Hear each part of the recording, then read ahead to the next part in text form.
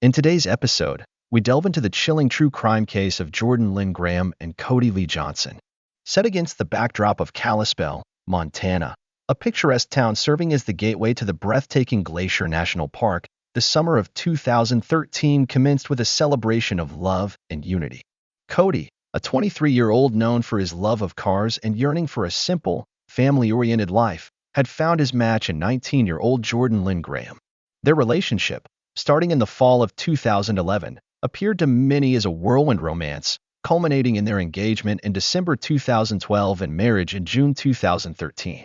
The wedding, held at Woodland Park in Kalispell, was a joyous occasion attended by friends, family, and members of their church community, symbolizing the beginning of what should have been a lifetime journey together. However, tragedy struck just a week after their vows when Cody mysteriously vanished, failing to appear for work one Monday morning, a departure from his typically dependable nature. The search for Cody was swift but shrouded in confusion, contradictions, and rising suspicions, particularly focused on Jordan, the newlywed bride, whose explanations of her husband's last known whereabouts were riddled with inconsistencies and perplexities. The discovery of Cody's body several days later in Glacier National Park, under circumstances hinting at foul play, transformed what initially seemed like a missing persons case into a full-fledged criminal investigation, centering on Jordan and the unsettling disparities in her story. In the scenic backdrop of Kalispell, Montana, the paths of Cody Johnson and Jordan Lynn Graham crossed, culminating in a relationship that swiftly transitioned from courtship to engagement and ultimately to marriage. Their story began in the autumn of 2011, within the communal settings of their local church, marking the start of a relationship that to the outside world appeared to be the fulfillment of Cody's long-expressed desire to find a partner who shared his values and aspirations for a family-oriented life. Cody, at 23, was known among his circle for his affable nature and his enthusiasm for automobiles. His aspirations were simple yet profound: to meet someone who shared his faith, to marry, and to build a family. Jordan, 19 at the time they met, seemed to embody the qualities Cody sought. She was described by those who knew her as reserved and introverted, a contrast to Cody's outgoing personality, but it was a difference that, to some, made their connection appear complementary. By December 2012, their relationship had progressed to the point where Cody felt compelled to solidify their bond. He proposed to Jordan with a ring financed through his earnings at Nomad Global Communication Services, an IT services company where he was employed. Jordan accepted the proposal, and the couple set their wedding date for late June 2013.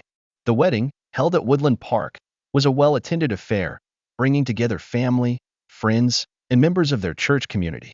The day was marked by emotional highs, with guests noting Jordan's tearful walk down the aisle, an indication of the overwhelming emotions she experienced as she stepped into a new chapter of her life.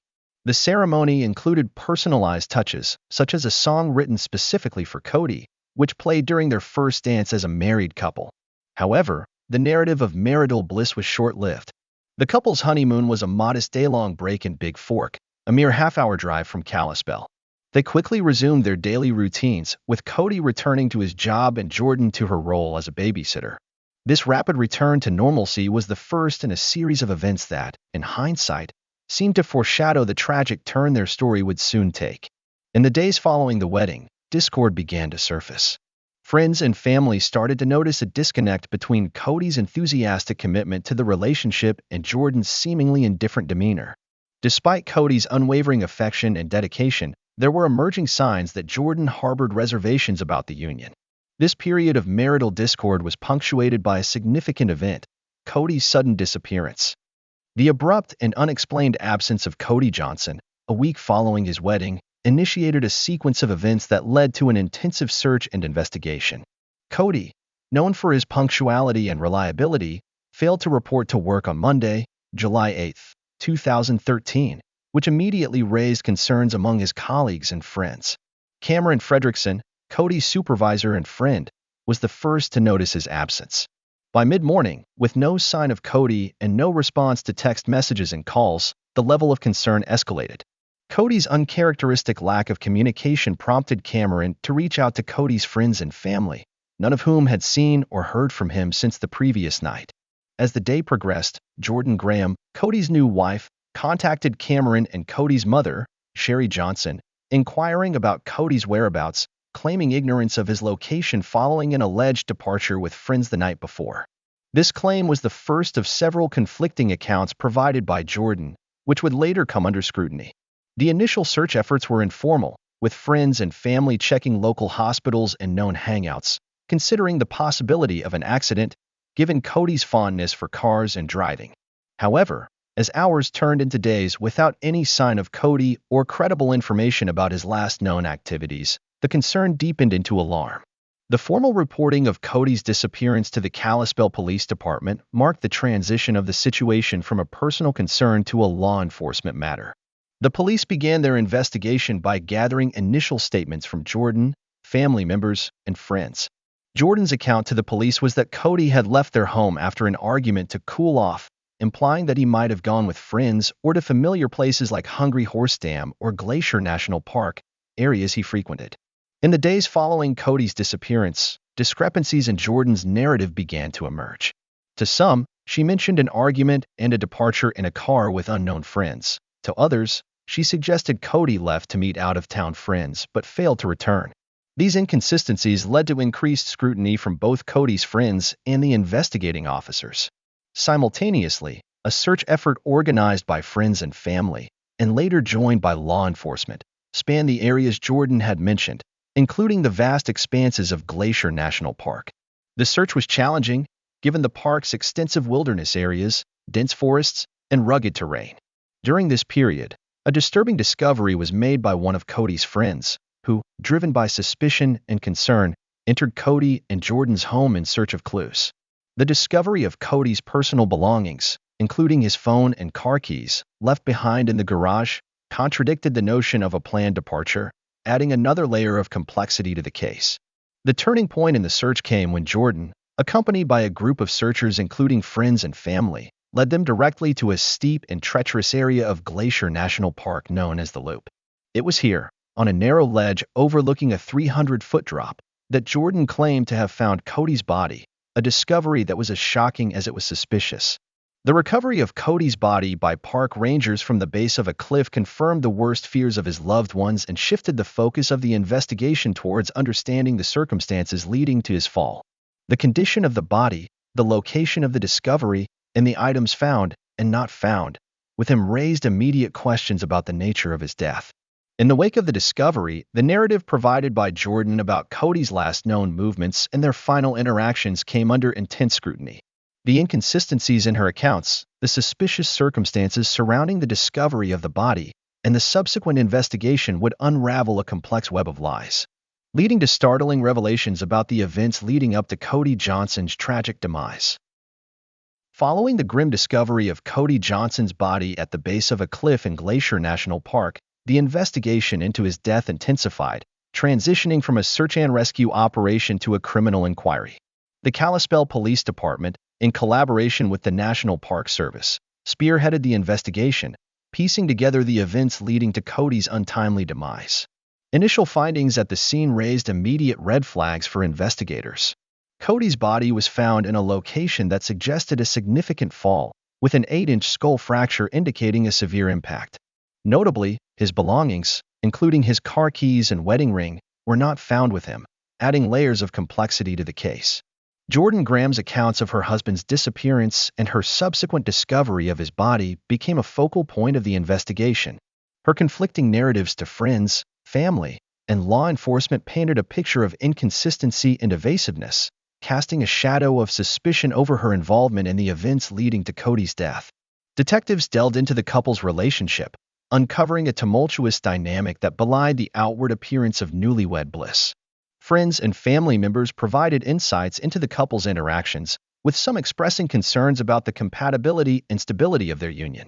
Notably, Cody's friends recounted instances where Jordan's behavior towards Cody appeared indifferent or disengaged, contrasting sharply with Cody's affectionate demeanor towards her. The investigative team scrutinized Jordan's movements and communications in the days surrounding Cody's disappearance. A critical piece of evidence emerged from surveillance footage at the entrance to Glacier National Park, capturing images of the couple entering the park late in the evening on July 7, 2013. This footage contradicted Jordan's initial claims of being unaware of Cody's whereabouts and indicated that the couple was together in the park on the night Cody was last seen alive. Amidst the growing evidence, a breakthrough came from an unexpected source. A detective, acting on a hunch, examined the contents of a trash can outside the couple's residence, discovering discarded items that seemed incongruous with a grieving widow. Among the discarded items were love letters, a piece of Jordan's wedding attire, and other personal effects, suggesting a desire to quickly move on from her relationship with Cody. Further complicating the narrative, Jordan had reported receiving an email from a person named Tony, claiming knowledge of Cody's fate and suggesting he had died in an accident. This email, purportedly from one of Cody's friends, advised Jordan to call off the search. However, investigations into the email's origins traced it back to a computer at Jordan's parents' home, implicating Jordan in an attempt to fabricate a false lead. As the investigation into Cody Johnson's death progressed, the evidence increasingly pointed towards Jordan Graham's involvement. The initial veneer of a grieving widow began to crack under the weight of her inconsistent statements and the mounting forensic and testimonial evidence gathered by law enforcement. The case took a pivotal turn when Jordan was brought in for further questioning by the authorities, leading to a series of revelations that would alter the course of the investigation. During intensive interrogations, Jordan's narrative evolved. Confronted with the incontrovertible evidence of the couple's presence in Glacier National Park on the night of Cody's disappearance, as captured by surveillance footage, Jordan admitted to being with her husband at the park. This admission marked a significant departure from her earlier claims and set the stage for a deeper probe into her actions on that fateful night. Jordan recounted the events leading up to Cody's death, describing an argument that escalated as they walked along a trail in the park. According to her account, the altercation reached its tragic culmination when Cody grabbed her arm, prompting an instinctive reaction from Jordan. She pushed Cody, leading to his fall from the steep cliff. This confession, while shedding light on the immediate circumstances leading to Cody's death, raised questions about the intent and premeditation behind Jordan's actions. The revelation of Jordan's involvement in Cody's death led to her arrest, marking a turning point in the case. The charges against her were grave, reflecting the severity of the act and its consequences. The legal proceedings that followed Jordan's arrest were closely watched, as they promised to unravel the complex web of emotions, motivations, and actions that led to the tragic event. In the wake of Jordan's confession, the investigation shifted focus towards understanding the dynamics of the couple's relationship and the potential motives behind Jordan's actions. Investigators delved into the couple's history, seeking insights from friends, family, and acquaintances to paint a fuller picture of the events leading up to Cody's death. This phase of the investigation highlighted the tumultuous nature of their relationship, characterized by discord and dissatisfaction, which, according to some testimonies, Jordan had expressed in the days leading up to the incident. The case against Jordan was built on a foundation of forensic evidence, eyewitness accounts, and Jordan's own admissions. The legal strategy pursued by the prosecution aimed to establish a clear link between Jordan's actions and Cody's death, arguing for the accountability and consequences of her actions. Central to their argument was the surveillance footage confirming the couple's entry into the park on the evening Cody was last seen. This evidence directly contradicted Jordan's initial statements about her husband's whereabouts and her involvement. Further, the prosecution highlighted Jordan's inconsistent accounts of the events and her actions following Cody's disappearance, including the suspicious email sent from a fictitious friend named Tony, which was traced back to Jordan's parents' home. Forensic evidence played a crucial role in the prosecution's case, particularly the autopsy findings that detailed the nature of Cody's injuries, consistent with a fall from a great height. The absence of Cody's belongings, such as his car keys and wedding ring, at the scene added layers of suspicion regarding the circumstances of his death. The defense, on the other hand, painted a different picture. They portrayed Jordan as a young woman overwhelmed by her new marital responsibilities and the altercation on the cliff as a tragic accident resulting from a heated argument. The defense argued that there was no premeditation on Jordan's part, emphasizing the spontaneous nature of the altercation that led to Cody's fall. Character testimonies from friends and family members provided insight into the couple's relationship dynamics, with some depicting the marriage as troubled from the start. The defense sought to leverage these testimonies to underscore the absence of motive and premeditation.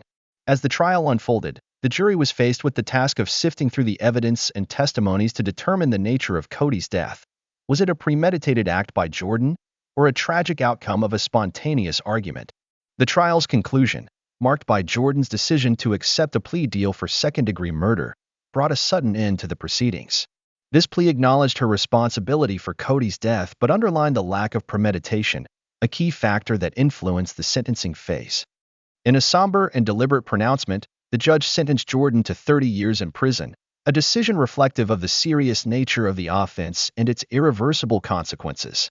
This sentence, devoid of the possibility of early parole, underscored the legal system's stance on the severity of Jordan's actions and the value placed on Cody's life. The finality of the sentencing brought a measure of closure to the case, though the emotional scars borne by those affected by the tragedy would persist.